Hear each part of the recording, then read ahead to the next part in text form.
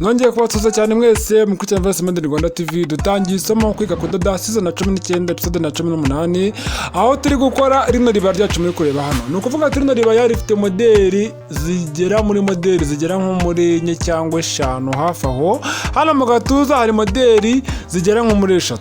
Yaba uruhande rumwe mu gatuza n'urundi rwo hirya, hakaba na rifite biriho nabyo ni moderi. Hano ku maboko hari moderi zigera nko muri 2, iyo hejuru bira bintu bimeze nk'ibiforose mwarabibonye, nirayo hasi ku maboko yacu haratoboye hakajyaho n'ibipeso. Hano riba rifite moderi nyinshi zihuriyeho, no kuvuga ngo riba twatangiye turikata, turi kuriteranya neza akantu ko kandi. Wowe mushyashya niyo mba ndi kubwira, wowe dusanganwe ibi byose urabizi, dore zino ni incamake. Wowe mushyashya reba hano incamake, mvate natangiye mbigisha uko bapima, bafata ibipimo, mbigisha uko babigabanya, tutuntu Mahmud ukeneye. Si ibyo gusa, ibyo urubone hano mu ncamake byose uramenya ko byose ari byagiye biranga rino somo, cyangwa se ari ibizaranga rino somo bitewe naho ugeze. Hari igihe wabireba wenda uri mushyashya ugera nko kuri episode ya mbere, akubwira ati jya gutangira, kandi n'umundi watangiye. Ni ukuvuga ngo rero wowe genda gusa ku manimero yakurikiranye neza, ugenda ureba neza akantu ku kandi. Ni ukuvuga ngo rero nta gutinda, nyuma yo kureba incamake turakomeza twagarukiye, kandi moderi yo ku kaboko irasa nkaho igiye kurangira kuko tuyigeze kure. Ibi byose twagiye tubikora, ibi byose ni incamake ukuntu bakora zino moderi zo mu gatuza mwarabibonye. Nyuma yaho turajya kuzikomeza tuzisoze. Hari abantu bari kwibaza ati se kuki ntakomereje mu gatuza ngo bariho mbaza kurangiza bwa mbere mpasoze? Ni ukubera iki? Ni ukubera ko mu gatuza haraza kudutindira. Amaboko ameze nk'ayoroshye, amaboko buraroroshye cyane. Ku muntu warebye ari amaboko akabona arakomeye, kuri ngiye waroroshye kuko mu gatuza niho hakomeye. Noneho nimba uri kubihakana ariko uraza kubibona mu kanya nitugera mu gatuza. Ni ukuvuga ngo rero nta gutinda, dore izi ngizi ni ipensi. Nyuma yaho tuzatera imashini. Nyuma yo gutera imashini dutera ibipeso. Nyuma yo gutera ibipeso nkwereka iriba ryacu ryuzuye. Rizaba ryuzuye tumaze guteranya ibintu byose. Satire kuri subscribe, numara kuyikora dukomeze neza isomo ryacu akantu ku kandi.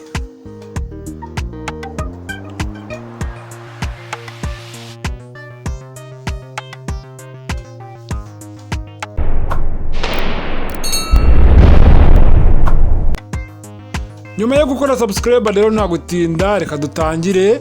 Ni ukuvuga ngo dutangiye tunakomeza, ntabwo ari ugutangira episode ya mbere, ahubwo dutangiye tunakomereza aho twagarukiye. Hano mansubije inyuma gatoya narababwiye nk'amasegonda 30 cyangwa umunota, kugira ngo mbaze nkwibutse aho wasojereje, nongere nkwibutse uko byine twagiye dusoza tugera ku musozo, noneho twasojereje bariho dutangirira. Ariko simite ko nkomerezaho, ahubwo mbaze nkwibutseho gatoya nk'amasegonda 30 mbere yuko dusoza. Sibyo byiza se? Ni ukuvuga ngo nari maze gukata turadushumi, ni agashumi gafite 2 mwarabibonye. Rero hano hantu ku kaboko kacu hejuru ibintu by'ubudodo bishamara yari hejuru. Rero tumbyite ngo bishamarayira. Ubu hari abantu munsetse, ariko nta kondi. Ni ubudodo nyine biriya bidodo ushaka wabikata, ariko kandi reka mbanze nsirinye kuri kano gashumi kanjye. Menye ngo kububi nihe kubwizaniye. Ahangaha nsirinye rero ni kububi. Ni kububi. Amasomo ngo bari gusohoka vuba vuba, mubonye ko no munsi mbaye episode nyinshi, kubera ko ikibazo cyari gihari naragikemuye. Mashini yari yageze ikibazo birambabaza, ariko nyine mu byihanganire. Abantu baba muri groupe mwa mubizi byose akantu ko kandi, ariko umuntu utari muri groupe nyine kana gashumi kacu rero ndagateraho hariya, ariko ndabanza ngatere hehe kubwiza. Ibi ngibi murabimenyereye. No kuvuga ngo ndafata ubwiza bw'agashumi burebanyishe n'ubwiza bw'akaboko kacu hariya, bone gushisha maradodo hariya. Rero hari abantu bino bintu batarabimenya. Abantu bihutira ugaterera imbere ku bubi ngo baragahindurira ku bwiza ngo bashyiremo akadodo. Biriya ntabwo bikigezweho. Biriya ni ibya kera, ntabwo bikigezweho. Kubera iki bitagezweho? Ni ukubera ko kari akadodo umuntu ashyiramo inyuma kagaragara, ntabwo nyine kabifinyura neza, ntabwo kaba kagaragaye neza. Uko nyine ibihe bigenda biza, iminsi igenda yicuma, haza indi, niko ibyo twakoraga bigenda byivugurura, haza ngo izindi nakwita ngo nyine ibindi bintu bishyashya byongeramo. Ni ukuvuga ngo uko twabikoraga mbere siko tubikora ubu ngubu. Urabona ko hano manje ho gatera ku bwiza, wabibonye? Reka hano ku ruhande mbaze ngakate koko kaharenze, kugira ngo nyine ngo kareshye nabura butambika buri hariya. Noneho nyuma yaho rero mwite ko ngahindira nk'imbere kuriya, wabibonye? Mwite njya nk'imbere hano, mwite ngakubiramo kuriya, ngahine nkarambikaho kuriya. gusa nyine iyo uhina kinini kagasa nkaho kabayeho karekare kugira ngo akadodo ngiye gucishamo hano gafate no kuri kariya k'imbere, kuko ugahinnye ukakagira kagufi gashobora kugafata ariko ukagira imyaku ntikagafate, icyo gihe rero aba ari ikibazo. Ni ukuvuga ngo ndagenda mbikora kuriya, mbihiniremo kuriya, nimara kubihiniramo kuriya mutekeshamo kariya kadodo. Wabibonye n'ibiriya nta bindi, wabibonye dore ni kuriya. Icyitonderwa rero, kano kadodo kacu ngiye gucishamo hano, kandi kabaze mbihine neza, kano kadodo kacu ngiye gucishamo hano. Wakwibaza se kano kadodo ko kadaca ku gashumi gaca hehe? Kano kadodo ntigaca ku gashumi, nta nubwo gaca kuri furonse zacu hasi. Gaca he rero? Gaca hagati na hagati y'agashumi na furonse, niho ngatsindikamo cyangwa se niho ngahishamo. Iyo gacishijemo hari hagati na hagati ntikagaragara. Ku bantu bazi gukora ipantaro ya kigabo ifite sentire ya kigabo, iriya sentire nimbuza akadodo, hari sentire isaba ngo bacishemo akadodo inyuma, hari n'iyo ngo bafunga batacishemo akadodo inyuma, ariko ubwo ndimo ndavuga ko bacishamo akadodo inyuma. Ka kadodo bahishamo inyuma neza, hamwe bagahisha hano n'ubundi niho mba nagahisha. Nubwo iyi ngiyi atari sentire mba nateyeho, ariko hagati na hagati ya sentire yo hejuru n'ipantaro nyirizina, nicyo cy'ipantaro cyo hasi niho umuntu ahishamo kariya kadodo. Rero n'aha naho hagati ya kariya gatambaro ko hejuru nateyeho n'akaboko kacu nyirizina ko hasi, hagati na hagati neza niho nsindikamo kariya kadodo kugira ngo kihishe. Noneho wa muntu uzareba umwenda wuzuye azareba yari ku rutugu ntamenye ibyo ari byo, kariya kadodo ntakabone. Niyo mpamvu rero abatayeri uba usanga bamwe na bamwe bataba biga zino moderi, uba usanga bareba moderi nk'iriya wenda bajya nko kuyisanura, wenda ari nk'umuntu urwaye kirakati, none se zino furonse wazingabanyirije ko mbona ari byinshi ukabigabanya cyangwa mu kimwe ukarenka kwereka ukuntu wenda uzongera, nako zongera da ni wowe ubizi kudusha kuko uri umutayeri, ugasanga yo kano kadodo uyobewe uburyo kikagiyemo.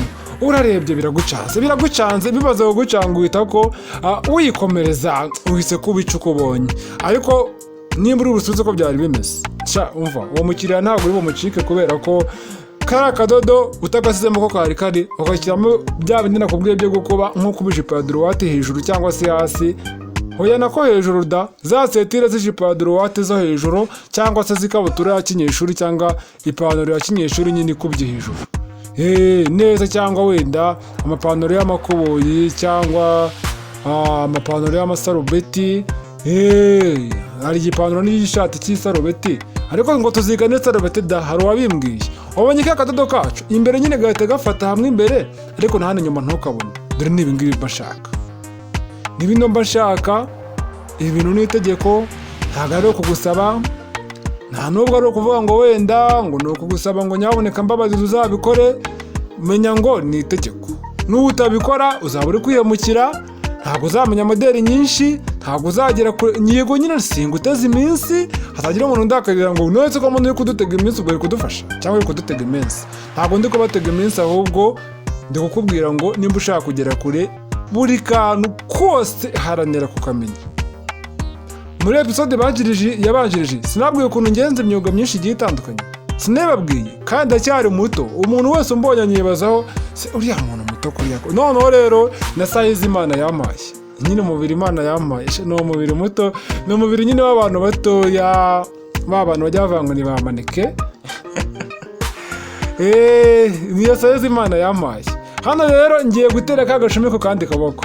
Rero niba abantu benshi nyine bambona bakavuga ati ese uriya muntu buriya niwe utanga ariya masomo cyangwa barabeshya. Noneho rero nyine no ku gikuriro babona ko sindi umwana, ariko nabwo sindi umuntu ugaragara ko wenda ndi umuntu wenda w'umupapa mukuru cyangwa w'umusaza, reka ubona nyine ndi umuntu ukiri mutoto biri aho ngaho.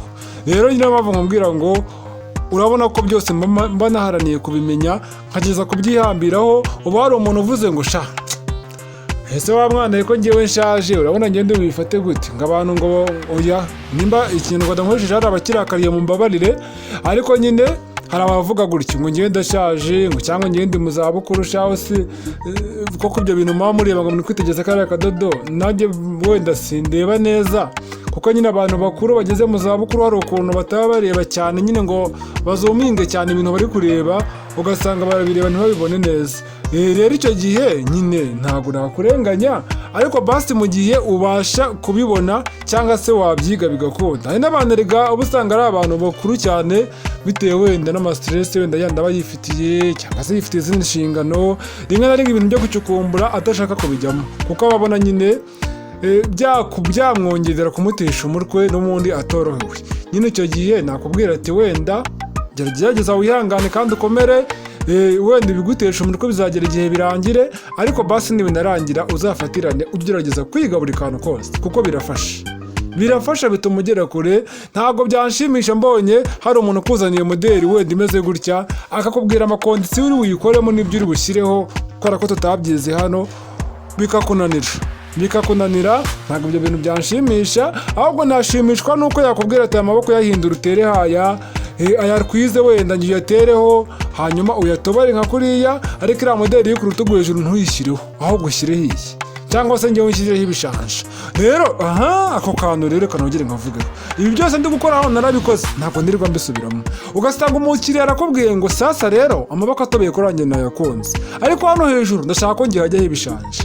Ugasanga ugiye kubitekerezaho, ubitekerejeho umwanya wawe wose, ariko nk'ubwo uri gutekereza ibiki? Ni ukuvuga ngo si gukora ibishanja gusa, ugahita ukata akantu kangana na kano gace ko hejuru nyine ka kariya kometseho virizoline kangana n'ibishanja byonyine, ugahita nyine moderi yihinduranya bitewe n'uko umukiriya yabigusabye. Niyo mpamvu nkubwira ati wowe rero umutayeri cyangwa se wowe uri kwiga, ntuzatekereze ko ibi wiza ibyo umukiriya azakuzanira 100%. Ushaka gusanga mu bakiriya 10 bazakugana, wenda n'urugero nguhaye si 10 gusa nkwifurije, hazaza amamiliyoni n'amamiliyoni y'abakiriya, nibyo byiza kugira ngo nawe ugere ku iterambere uzagire kure. Ariko wenda mu bantu 10 ushaka gusanga abantu 2 bonyine aribo bakuzanira moderi ihuye n'iyi ngiyi 100%, abandi 8 basigaye.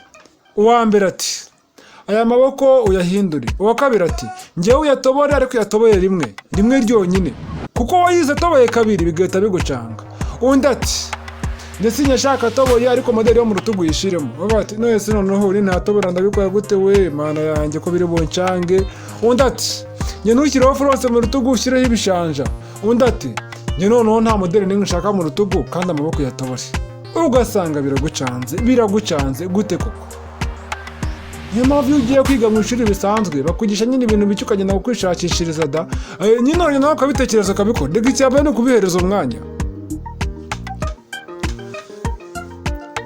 Akaboko kacu kararangiye, n'akambere wabonye ko karangiye, cyangwa video yasubiye inyuma cyane sinabimenya. Wajya kubona ukabona nzanya akambere, Imana ishimwe da, kose turarangiye. Hari ukuntu video isubira inyuma simbimenye, rero ugasanga ndi gukora akaboko kambere nongeye ngasubiramo ntabizi, ukajya ukabona nzanya ka kabiri. Abantu benshi mweta muramirwa mukagenda, ariko isuko nabonye ko burya abafana n'ukuri pe, abafana ninga muduha ibitekerezo by'ibintu dukora, nimba tubikora neza mukanyurwa cyangwa nimba mutanyurwa tukabikosora. Nigeze kuyobona kuri filime, ntago mvuze iyo ariyo, ugasanga nyine filime iri kurambirana cyane, ikarambirana bagatinda mu nkuru, kandi biteye amatsiko barabizi, nkaho bakageze ku musozo we de filime ifite ama-episode bakaza bazana ibintu birambirana. Noneho naje kubona ko burya abafana nimwe mutanga ibitekerezo, bigatangira ati turabyishimiye, mwagera hagati ariko dutangiye kurambirwa, byagera ko hafi nyine mukomeje kugera kure. Yewe nukuri pe, ngiye ibi bintu ndabirambiwe pe. Wagize ngo se nk'ubu wagize abantu bambwira ngo barabirambiwe, nyine nabyigaho pe nkareba nyine ikiri kubura, gusa njye narabikemuye. Umuntu wumva ko hano hantu aba ari kurambirwa ajya kureba isomo kwiga moderi, ho no kwihuta buri video imwe na moderi. Ariko ntabwo nyine ari akantu ko kandi nimba ari moderi ngiye gushyira ku kaboko, ubwo nyine ari akaboko gusa bikarangiriraho. Sasa hano nagiye ku gipande cy'imbere, ngiye gukata moderi. Igipande cy'imbere icyiza ndabitseho virizoline yacu kuriya, ariko rero hano hantu witegereze neza. Igipande cy'imbere ushaka wagihinamo kabiri, ariko se ubu noneho ndabisobanura gute? Hano no hagati na hagati ku gipande cy'imbere, hamwe hagati na hagati ku gipande cy'imbere ni hariya, wabonye? Noneho rero ngiye kurambika virizoline yacu hariya, ariko urabona ko kari akantu mennye kuri virusorine ni nk'agakutire nsigaje, mbega ni nk'akutire warenza ku mwenda kugira ngo nuba mutoya ubone kuza kongera. Hariya ni hagati na hagati ku gipande kimwe, fata igipande kimwe ugihinemo kabiri usirinye ingwa hagati na hagati, noneho urambika virusorine yacu kuriya, noneho uringanize neza ingwa yacu hariya hejuru ku ijosi, dore ku ijosi harigaragaza ko virusorine yacu irabonerana, wabonye ku ijosi niho ndi kugenda. Noneho hano ku mpande bariho witonda, hano ku ruhande ageze urabona ko yakutire yacu mbaye nkaho nyongeriyeho manuraho gatoya hariya. Ibi bintu byitegereze. Noneho rero ndaturuka hariya ku rutugu neza, nibura mpime, ariko se uwo muri kubibona koko? Ndabona mutari kubibona pe. Noneho ahantu muraza ko wambaza cyane ndabizi. Rero icyaba cyiza reka nkwereke, sibyo? Ni ukuvuga ngo wabonye ko hano hagati ku gipande cy'imbere nasirinye ingwa hagati na hagati. Yo ku gipande cy'imbere iyi ngo murayizi, ni igipande cy'imbere mo kabiri usirinye ingwa hagati na hagati, sibyo? Nurangiza urambikaho virusorine yacu kuri iki, kurana bikoze.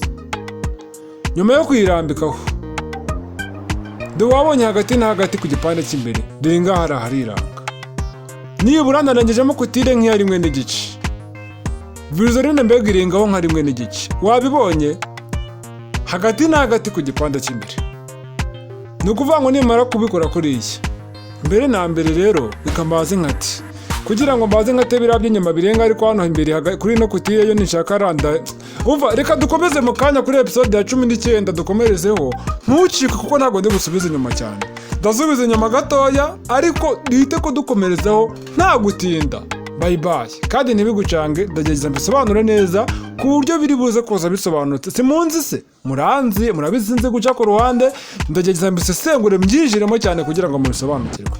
Bye bye, rifite moderi Rwanda TV episode 19 ntuzayicikwe, kandi ikindi umenye neza ko wakoze subscribe. Nimero y'inkunga ngaho ngaho, kandi dukomeza gushimira umuntu wakoresheje iyi moderi ashaka kuyiga, kandi akavuga ngo n'abandi nabo wayibasangiza bakayiga, kubera ko gufashanya nibyo byiza. Nanjye hari ibyo mba narize mba ntarakoresheje, rero niyo mpamvu nibyo nakoresha nagerageza gusangiza n'abandi nabo bakiga. Tumushimire, muhumuza kubabwira ati bye bye.